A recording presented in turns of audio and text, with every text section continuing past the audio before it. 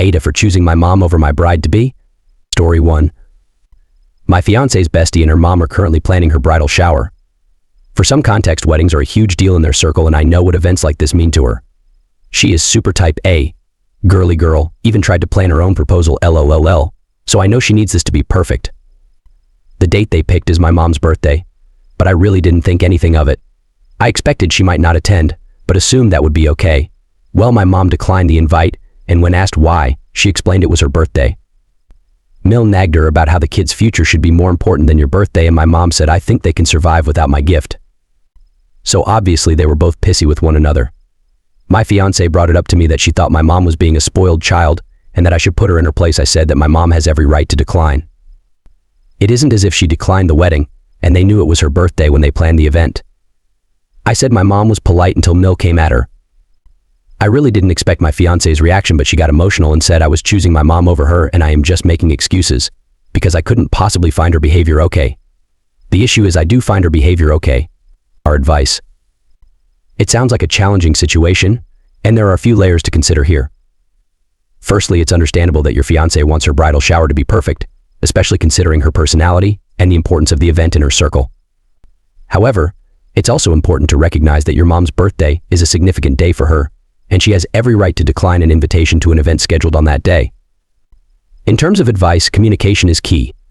Sit down with your fiancé and express your understanding of her disappointment, but also your perspective regarding your mom's right to decline the invitation. Reassure her that your mom's decision doesn't reflect any lack of support for the wedding or for her. It's important to validate her feelings while also standing by your mom's decision. Try to find a compromise if possible. Perhaps offer to celebrate your mom's birthday separately with your fiancé and her bestie, or suggest alternative ways to make the bridal shower special for your fiancé.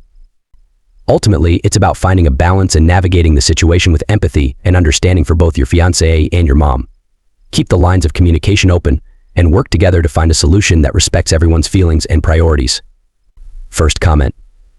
So the weird thing here is not simply that your fiancé picked her future Mill's B-day as her shower day. There could be a reasonable reason for this. Maybe Miss Type A's dream shower venue was only available then. Maybe an important guest could make it that day. I don't know. What I do know is that decent people, upon realizing that they might have a date conflict or potential awkwardness, usually call the potential conflict to discuss it. She should have called your mom or you to explain why and ask if she would still be able to make it. Unless there is already bad blood between them, your mom, as the mother of the groom, she probably should be there. Ideally, your fiancé should want her there, but the fiancé didn't do this. She sent the invite blind and waited to see if there was a reaction. And when your mom decided to sit this out, your fiancé got offended that you wouldn't defend her honor and put your mom in her place? It sounds like your mom knows exactly what your fiancé is doing. I think you do too. I was willing to go with, she's just rude, self-centered and clueless over her planning excitement, but the fact that she's leaned on you to fight your mom on her behalf over her faux pas says otherwise. Brace up. She and her mother are vested in making your mom the bad guy. I don't know if they have good reason to or not, but this level of petty manipulation will not stop. It will get worse if you have kids. NTA. Second comment. Bob. NTA. This is way too much. Your fiancé and FMIL are waving bright red flags. It's a bridal shower, not the wedding. And it's an invitation, not a summons. I'm pretty sure they planned it on her birthday just for this result. I guess the fiancé thinks what she had to offer is worth more to you than your relationship with your own freaking mother. If she had convinced you to put your mom in her place over this, you would have been torpedoing the relationship. Which is the outcome she wanted, because then she doesn't have to deal with someone hates. She's thinking long-term here. Alienate your mom now, and there are no split holidays with your family. Your kids only have a relationship with their mom, etc. AITA for wanting to give my husband the best 3 months of his life. Story 2. I 30F recently found out my husband 29M was having an affair for 7 months.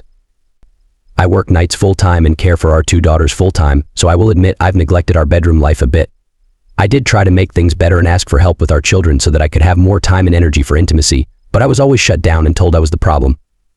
And this whole time he's had another woman.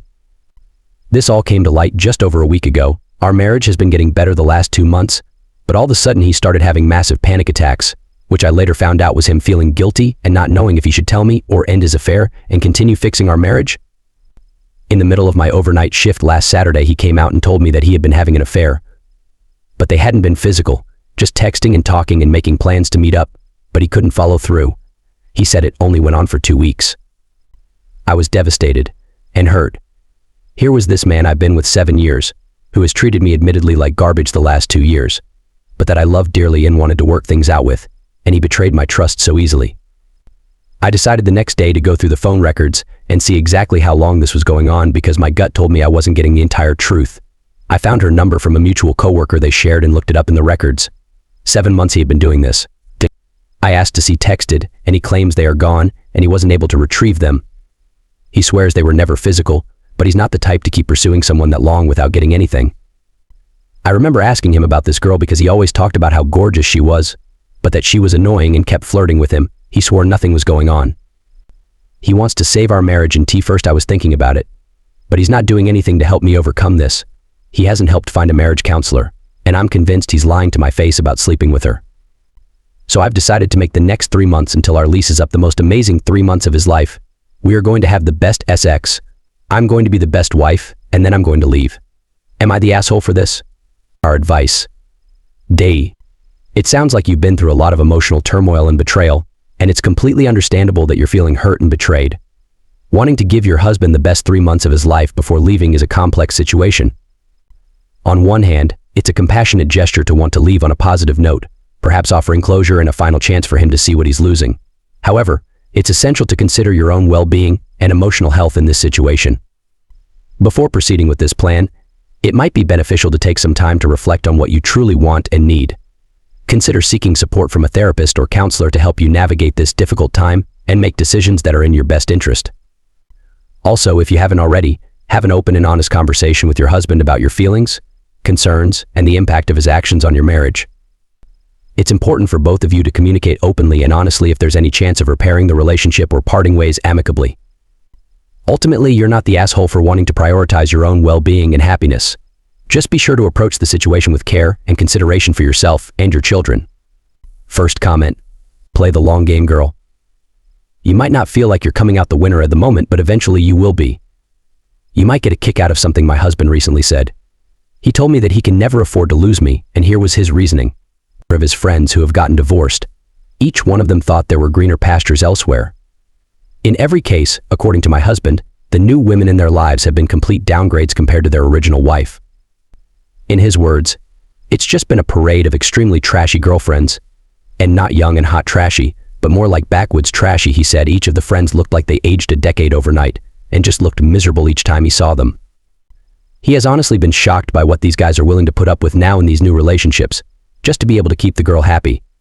The amount of money the girls expect to be spent on themselves is ridiculous. And when mad, which seems often, these girls seem to have no issue with expressing their anger loudly and in public. He made the point that in each case their careers completely stalled out as well. Like the lack of stability has hindered them in their ability to grow. My husband also pointed out how in comparison, the ex-wives have done amazingly better post-divorce. My husband is not someone I would consider to be an observant man, so this whole bit was hysterical to me. But so true. Those guys are really a complete mess. Second comment: just divorce him. I know you want revenge, but honestly he isn't worth the energy of being his wife and having sex with him for 3 more months while already being emotionally hurt by him. Buttt, if you just have to be petty and get a little revenge, I wouldn't go the 3-month mark. I'd be quick. Get some mini Ziploc bags, milk and shrimp. Mix the milk and shrimp together and put it in the bags and close them. Then put them in different places in his car, like under the seat. If you know how to take the vent out, then put a bag behind the front vents and anywhere else you can think of in the car, and just wait. It's revenge, it's petty, only cost a few dollars. Doesn't involve a lot of cleanup whenever he finds it, and doesn't involve you being there every day to do it. He'll just be cock-blocking himself constantly with his stinky-ass car. You won't even have to break up his affair, his fishy car will do it for you.